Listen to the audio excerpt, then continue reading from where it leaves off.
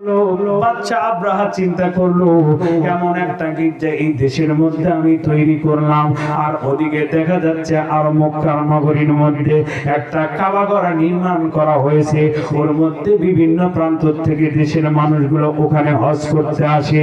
এই জালিম বাদশা আপনার ডিক্লেয়ার দিয়ে দিল, আজকে থেকে আমি ডিক্লেয়ার দিলাম এই কাবাঘরে কোনো মুসলমান আর হজ করতে পারবে না।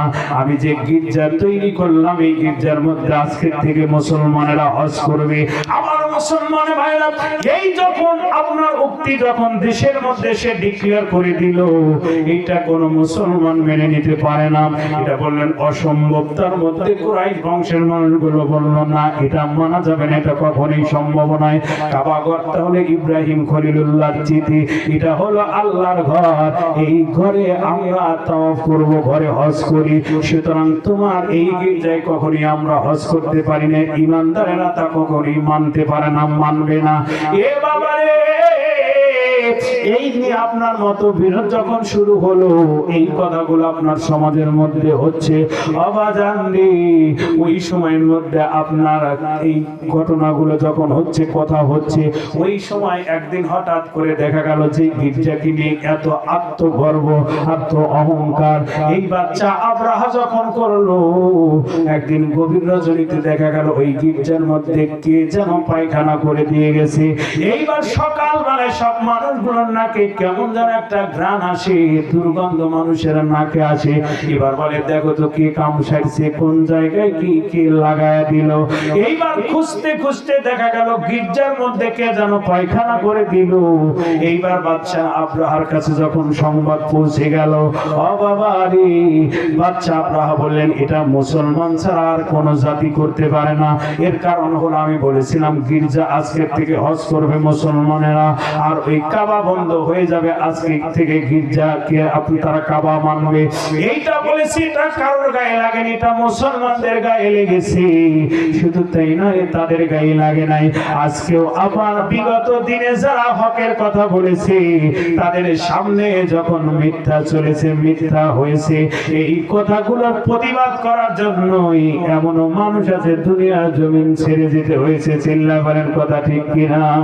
আসুক না যত বাধা, যত ঝড় সাইক্লোন, রাসূলের পথে মোরা চলবই, এ জীবন বাজি রেখে দিনের নিশান মোরা বাংলার আকাশে উড়াবই। জোরে কান মারহাবা। মোরা কামানের মুখোমুখি দাঁড়িয়ে, মোরা কামানের মুখোমুখি দাঁড়িয়ে আল্লাহু আকবার বলবো। আসুক না যত বাধা, যত ঝড় সাইক্লোন, রাসূলের পথে মোরা চলবই, এ জীবন বাজি রেখে দিনের নিশান মোরা বাংলার আকাশে উড়াবই। এ বাবা রে, বাদশা আব্রাহা বললেন এটা মুসলমানদের কাজ, তার কারণ আমি কাবাকে বন্ধ করার জন্য বলেছিলাম। ও বাবা রে, এটা দেখা গেল একজন মুসলমান, একটা যুবক, আপনার দুরকম তাফসীরের মধ্যে এসেছে, বলেছেন কয়েকজন যুবক মিলে আপনার ওই গির্জার মধ্যে আগুন লাগা দিয়েছে। কেউ কেউ লিখেছেন না, ওই গির্জার মধ্যে পায়খানা করে দিয়েছে যে তার ছুটাইতেছি তোর এই গির্জা, এখানে মুসলমান কখনোই হজ করতে পারে না, হজ করতে আসতে পারে না। আমার মুসলমান ভাইরা, বাচ্চারা বললেন মুসলমানরা যেহেতু এটা করেছে, সুতরাং আমিও বদ্ধপরিকর হয়ে গেলাম। ওই কাবাঘরের একটা ইট আমি কাবাঘরের সাথে আর আস্ত রাখবো না, সব ইট খুলে ফেলবো। জোরে কান মারহাবা। এ বাবা রে, এই সিদ্ধান্ত যখন উনি নিয়ে নিল, এই কথাটা আপনার চলে গেল বাচ্চা নাজ্জাশীর কাছে। এই বাচ্চা নাজ্জাশী আপনার একটা হাতি দিয়ে দিলেন যে যাও তুমি কাবাকে ধ্বংস করে দাও। এই কাবাকে ধ্বংস করার জন্য একটা হাতি উপহার দিল বাচ্চা আব্রাহাকে।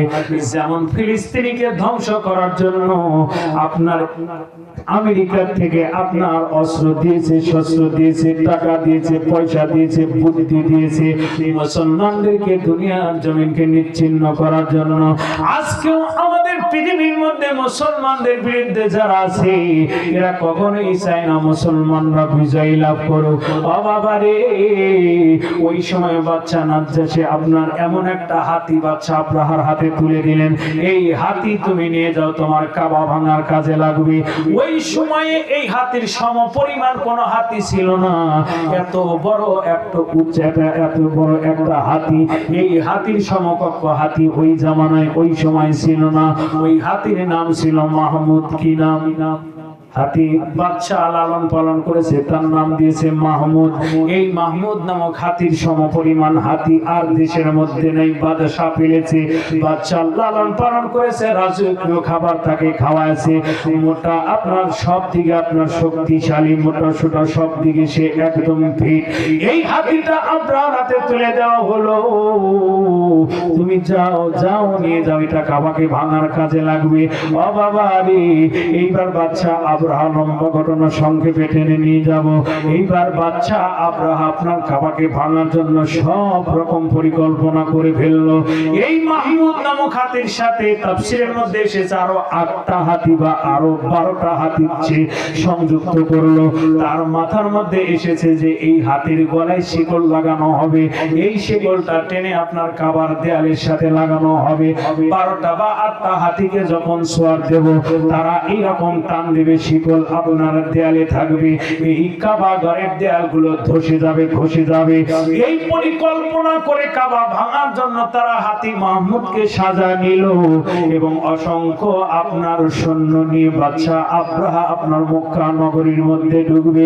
এ বাবারে, এই পরিকল্পনা যখন মুসলমানেরা জানতে পারলো, আপনার বিভিন্ন সম্প্রদায়ের মানুষ, এর মধ্যে আপনার একজন মুসলমান, একজন রাজবংশীয় একজন মানুষ সে মুসলমান, নাম হলো জুনফর।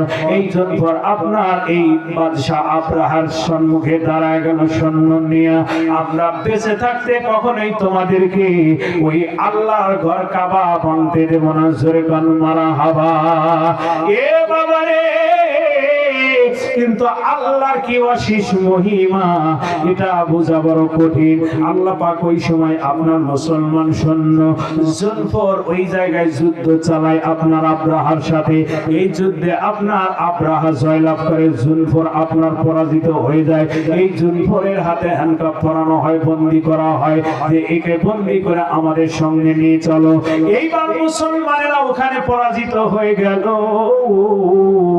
আল্লাহ পাক জানাতে চাচ্ছেন যে এখানে এমন একটা খেলা আমি আল্লাহ খেলবো, এই জায়গায় কারোর কোনো ক্ষমতা লাগবে না, কারোর সাহায্য লাগবে না। সূরা ইখলাসের মধ্যে বলি, ওয়ালাম ইয়াকুল্লাহু কুফুয়ান আহাদ, আল্লাহ কারোর উপরে নির্ভর করে না, বরং আমরাই আল্লাহর উপরে নির্ভর করি। জোরে কোন কথা ঠিক কিনা?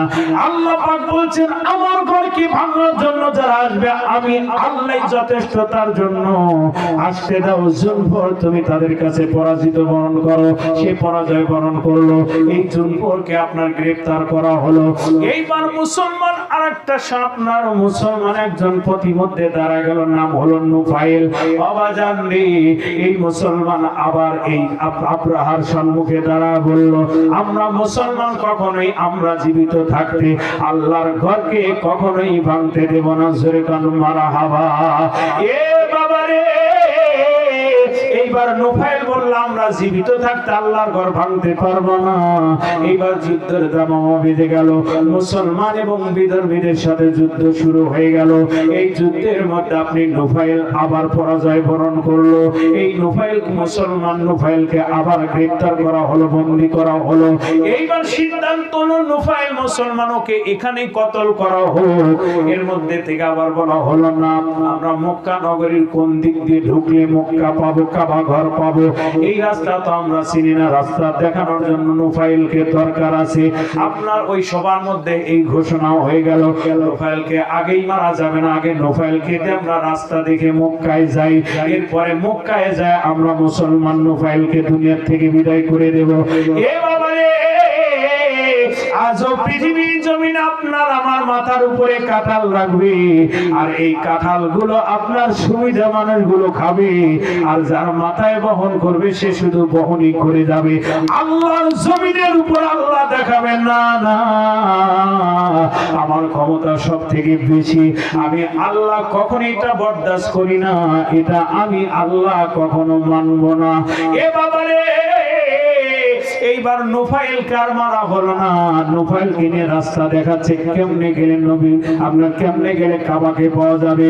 বাবা জানলে এইবার নুফাইল রাস্তা দেখায় দিচ্ছে।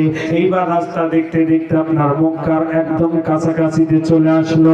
এইবার মক্কা নগরীর মধ্যে ঢুকবে, এর আগেই আপনার মক্কা নগরীতে ঢোকার আগেই আপনার একজন আপনার প্রতিনিধি আব্রাহা পাঠাইলো, দেখো এই দেশের মধ্যে এই স্থানের মধ্যে কে এই জায়গার নেতা, ওই মানুষটাকে আমার সাথে তুমি দেখা করাও। বাবা জানলে এইবার যখন আব্রাহা বল একজন লোক পাঠাইলেন, প্রতিনিধি পাঠাইলো, এই লোকটা যখন মক্কা নগরীর মধ্যে ঢুকলো, সাধারণ মানুষের সাথে কথা বললো, এই কাবাগারের দায়িত্বে কে আছে সব মানুষ বলে দিলেন এই লোকটাই হলো আব্দুল মুত্তালিব। আমার মুসলমান ভাইরা, মুহাম্মদ সাল্লাল্লাহু আলাইহি সাল্লামের দাদা আব্দুল মুত্তালিব ওই সময় কাবার দায়িত্বে, কাবার খাদেম। জোরে কান মারহাবা। মক্কা কি মদিনা খুঁজলেই মেলে না, খোঁজ করো আপন দিলেতে। মক্কা কি মদিনা খুঁজলেই মেলে না, খোঁজ করো আপন দিলেতে। দেখলে ছবি পাগল হবি, দেখলে ছবি পাগল হবি, কোন নিষেধ মানবে না রে। ভাবের ঘরে আলিক শহরে আল্লাহ রাসূল বিরাজ করে রে। আমার সারো দমের জিকির করো, পাইলে পাইতে পারো খোদা রে। আমার সারো দমের জিকির করো, পাইলে পাইতে পারো খোদা রে। গুরুরূপে নয়ন দিয়ে গেছে যেই জন, গুরুরূপে নয়ন দিয়ে গেছে যেই জন, তার কি মরণের ভয় আছে রে। ভাবের ঘরে আলী শহরে আল্লাহ নবী বিরাজ করে রে। এ বাবা রে, এইবার নুফাইলকে দিয়ে রাস্তা যখন চিনানো হলো, এইবার যখন আপনার আব্রাহার প্রতিনিধি যখন ঢুকলো, এই জানতে পারলো এই জায়গার হলো আপনার খাদেম হলো আব্দুল মুত্তালিব নবীর দাদা। বাবা জানলে এইখানে এই নগরীর মধ্যে ঢোকার আগেই তারা লুটপাট শুরু করে দিয়েছে। আমার মুসলমান ভাইরা, ক্ষমতা হাতে তারা এখনো পায় নাই, দেশের মধ্যে অরাজকতা, এই অরাজকতা শুরু করে দিয়েছে। মক্কার চতুর্দিকে যত উদ্যম বা ভেড়া ছাগল যাই ছিল, এইগুলোকে তারা এই আব্রাহার সৈন্যরা এইগুলোকে আত্মসাৎ করে নিল, এইগুলোকে লুটপাট করে নিয়ে আব্রাহার কাছে জমা করে দিল। আমার মুসলমান ভাইরা, এইবার যখন ওই আপনার উদ্যম বা ভেড়া ছাগল গুলো যখন ধরা হলো, এর মধ্যে আব্দুল মুত্তালিবের 200 উট ছিল। কয় শত উট শুনতেছেন? এইদিকে খেয়াল করেন ভাই, এই কালেকশনে যাবো ভাই, আসেন একটু আলোচনা করি। খারাপ লাগতেছে ভাই? আমার বাবারে, আপনার মক্কা নগরীতে ঢোকার আগেই দেশের মানুষগুলো যারা আপনার মরুভূমির মধ্যে যারা এই উদ্যমগুলো যারা চালাচ্ছিল, এইগুলোকে তারা লুটপাট করে নিয়ে চলে গেল। এই জন্য আপনার ওই সময় কবিগুলো তাদের বিরুদ্ধে, বাচ্চা আব্রাহার বিরুদ্ধে তারা কবিতা রচনা করলো, তাকে ভর্ৎসনা করলো, তার বিরুদ্ধে কবিতা করলো।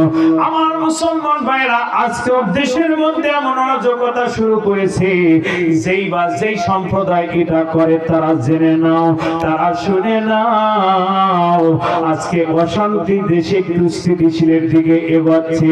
যদি এর মধ্যে তুমি অশান্তি তৈরি করো, জেনে নাও তোমার পরিণতি তাদের মতো হতে সময় লাগবে না। জোরে কোন কথা ঠিক কিনা? এ বাবা রে, আব্দুল মুত্তালিবের উটগুলো যখন নিয়ে গেল আব্দুল মুত্তালিবের কাছে, প্রতিনিধি এসে ডাক দিয়ে বললেন, আপনি কি এই কি কাবার খাদেম? বললেন, হ্যাঁ আমি কাবার খাদেম। ও বাবা রে, আব্দুল মুত্তালিবকে বলা হলো, আপনি এই কাবা ঘরের দায়িত্বে আছেন, সেও তো আপনাকে একটু আমাদের সাথে যেতে হবে। কোথায় যেতে হবে? বললো, আপনাকে যেতে হবে আমার বাদশাহ আব্রাহার কাছে, আপনাকে স্মরণ করেছে, আপনাকে ডেকেছে, ওখানে যেতে হবে। আমার মুসলমান ভাইরা, এই প্রতিনিধি যখন আব্রাহা পাঠায় দেয়, এই প্রতিনিধিকে বলে দিল, তুমি যখন নেতাকে পাবে, খাদেমকে পাবে, তাকে ডাক দিয়ে বলবে, আমরা আল্লাহর ঘর কাবাকে ভাঙার জন্য আমরা এসেছি, সুতরাং তোমাদের সাথে আমাদের কোনো দুশমনী নেই, শত্রুতা নাই, আমরা কাবা ঘর ভাঙতে আসছি, ভেঙে চলে যাব, এর মধ্যে কেউ কিন্তু বাধা দেবে না। যদি তোমরা কাবা ঘরকে বাধা দেওয়ার জন্য সামনে গিয়ে আসো, তাইলে কিন্তু তোমাদের সাথে আমরা যুদ্ধ করব। বাবা জানলে মনে করেছিল এটা মামার বাড়ির আবদার, মুসলমানকে যদি এটা বলি তারা এটা মানবেন না। বাবা রে, এইবার আব্দুল মুত্তালিব ডাক দিয়ে বললেন, আপনারা কাবা ভাঙার জন্য আসছেন, ভালো কথা, আপনারা কাবাকে ধূলিসাৎ করে দিবেন, ভালো কথা, আমরা আপনাদের সাথে যুদ্ধ করব না, আমরা কাবা ঘরকে হেফাজতের দায়িত্ব বা দুঃসাহস আমরা রাখি না, এই আপনাদের সাথে যুদ্ধ করার মতো শক্তি সমর্থ আমাদের কোনোটাই নাই, সুতরাং আমরা এর বিরুদ্ধে আমরা এটা কখনোই করব না। এইবার আপনার প্রতিনিধি বললেন, আপনি বাদশার কাছে চলেন। এইবার আব্দুল মুত্তালিব নবীর দাদাকে নিয়ে যাওয়া হলো বাদশা আব্রাহার কাছে। আব্রাহা সিংহাসনের মধ্যে বসা। এইবার যখন আব্দুল মুত্তালিব আপনার যখন আপনার রুমের মধ্যে, যখন আপনার এই তাঁবুর মধ্যে যখন ঢুকে গেল, অবাজান রে, বাদশা আব্রাহা সিংহাসন থেকে দাঁড়ায় গেল। তার কারণ হলো আব্দুল মুত্তালিবের সুঠাম দেহ, এত সুন্দর তার চেহারা, যে কোনো লোক তার এই চেহারা দেখে তার ভালোবাসায় পড়ে যায়। না জানি লোকটা কত দামি, তার কারণ সে হলো আল্লাহর ঘরের খাদেম, দামি হবে না বা কেন। এইবার আব্দুল মুত্তালিব যখন গেল, আব্রাহা ডাক দিয়ে বলেন, আপনি কি জন্য এখানে এসেছেন? বলল, আমি এসেছি আমার 200 উটকে আপনার এই সৈন্যবাহিনী লুট করে নিয়ে আসছে, এই উটগুলো আমাকে তাড়াতাড়ি করে দিয়ে দেন। এইবার বাদশা আব্রাহা ডাক দিয়ে বলেন, সর্বনাশ কয় কি? আমি চিন্তা করেছিলাম আল্লাহর ঘরের খাদেম আপনি, আল্লাহর ঘরকে আপনি বাঁচানোর জন্য এগিয়ে আসবেন, তা নয় আপনি এই কাবা ঘর তো দূরের কথা, আপনার জান বাঁচানোর জন্য আপনার উটগুলো নিয়ে চলে যেতে চান। এইবার আব্দুল মুত্তালিব ডাক দিয়ে বললেন, বাদশা আব্রাহা, আমি হলো এই 200 উটের মালিক আব্দুল মুত্তালিব, সুতরাং আমি চাই আমার উটগুলো তুমি আমার হাতে দিয়ে দাও, আর যেই ঘর তুমি ভাঙার জন্য এসেছো এটা হলো আল্লাহর ঘর, সুতরাং আমার বাড়ি যখন তুমি যাবে, আমার ঘরের উপরে যখন আঘাত করবে, প্রত্যেক বাড়িওয়ালা ঘরওয়ালা তার ঘরকে হেফাজত করার জন্য চেষ্টা করবে, সুতরাং এই কাবার দায়িত্ব আমি থাকতে পারি, কাবা হেফাজতের দায়িত্ব আমাকে আল্লাহ দেয় নাই, এই ঘরটা হলো আমার আল্লাহ, সুতরাং এই ঘর হেফাজত করবে আমার আল্লাহ, এই ঘরকে হেফাজতের দুঃসাহস আমি আব্দুল মুত্তালিব রাখি না। জোরে কান মারহাবা। আমার মুসলমান ভাইরা, আব্রাহা মুস্কি মুস্কি হাসে, ওই কি বলে কি এই ঘর নাকি আল্লাহ হেফাজত করবে। ও আব্দুল মুত্তালিব, জেনে নাও তোমার আল্লাহ আজকে তোমার কাবাকে হেফাজত করতে পারবে না। জোরে কান নাউজুবিল্লাহ। বলেছি না, যে আগে বললাম যে 2030 সাল পর্যন্ত মাহফিল চালাবো, আসলে কি তাই সম্ভব? সম্ভব নয়, কথা বুঝেন, মনে আছে? আমার মুসলমান ভাইরা, এইরকম করে আব্দুল মুত্তালিব বললেন, ঠিক আছে তুমি যদি পারো আল্লাহর ঘরকে তুমি ভেঙে ফেলো, এই ঘরের দায়িত্ব আমার নাই, শুধু পরিচালনার দায়িত্ব আমাকে আল্লাহ দিয়েছে, যদি হেফাজত করতে হয় আল্লাহ ঘর হেফাজত করবে, উটটাও চলে যাব। এইবার আব্দুল মুত্তালিবের 200 উট ছাড়া হলো, এই উটগুলো নিয়ে আব্দুল মুত্তালিব আপনার মক্কা নগরীর মধ্যে প্রবেশ করলো। এইবার প্রবেশ করে আপনার এলাকার মানুষগুলোকে, মক্কার চতুর্দিকের মানুষগুলোকে আব্দুল মুত্তালিব ডাক দিলেন, তোমরা এইদিকে সামনে চলে আসো, তোমরা সবাই একত্রিত হও এবং তাড়াতাড়ি করে তোমরা এই মক্কা নগরী ছেড়ে দাও, তার কারণ পিছনে আমাদের পিছনে আব্রাহা আল্লাহর ঘরকে ধ্বংস করার জন্য এসেছে, অস্ত্র শস্ত্র সহ সৈন্য বাহিনী নিয়ে তোমার এই কাবাকে ভাঙার জন্য আসছে, সুতরাং তাদের দুশ্মনের সাথে মোকাবেলা করার জন্য যতটা অর্থের প্রয়োজন আমাদের নাই, আবার যত আপনার অস্ত্রের প্রয়োজন এগুলো আমাদের নাই, আমাদের দুঃসাহস নাই। তার কারণ হলো ঘরটা হলো আল্লাহ, এই ঘর আল্লাহ হেফাজত করবে। তোমরা তাড়াতাড়ি করে কাবা খালি করে দাও, মক্কা নগরী খালি করো, তোমরা পার্শ্ববর্তী পাহাড়গুলোতে তোমরা আশ্রয় নাও। এইবার মুসলমানেরা আব্দুল মুত্তালিবকে বললেন, আপনি তাকে জানায়া দেন আমাদের যে সম্পদ আছে এই সম্পদের 1/3 বাদশা আব্রাহাকে দিয়ে দেব, এই সম্পদগুলো নিয়ে সে চলে যাক, আল্লাহর ঘরে যেন সে হাত না দেয়। এ বাবারে, আল্লাহর ঘরের জন্য তারা জীবনের অর্থগুলো ঢেলে দিতে চায়, তার কারণ দুনিয়ার জমিনে আল্লাহর ঘর প্রতিষ্ঠিত থাক। মুসলমানেরা সবাই দাবি করলো, আপনি তাদেরকে জানান যত সম্পদ আছে এগুলো আমরা আব্রাহাকে দিয়ে দেব 1/3, তারপরও যেন আব্রাহা এই ঘরে হাত না দেয়। আমার মুসলমান ভাইরা, যদি এই যে আপনাদের মসজিদ, এখানে এই মসজিদ যদি কেউ বলে এই জায়গা থেকে সরায় নেন, আমরা এখানে দোকানপাট করব বা অন্য কিছু করব, এই এলাকার মানুষ, চরপাড়ার মানুষ এটা মানবেন? জোরে কোন মানবেন? আমার মুসলমান ভাইরা, আপনারা সপক্ষে সবাই দাঁড়িয়ে যাবেন।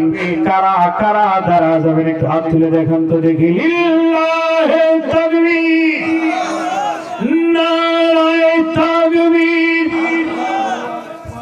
লিল্লাহে তাকবীর,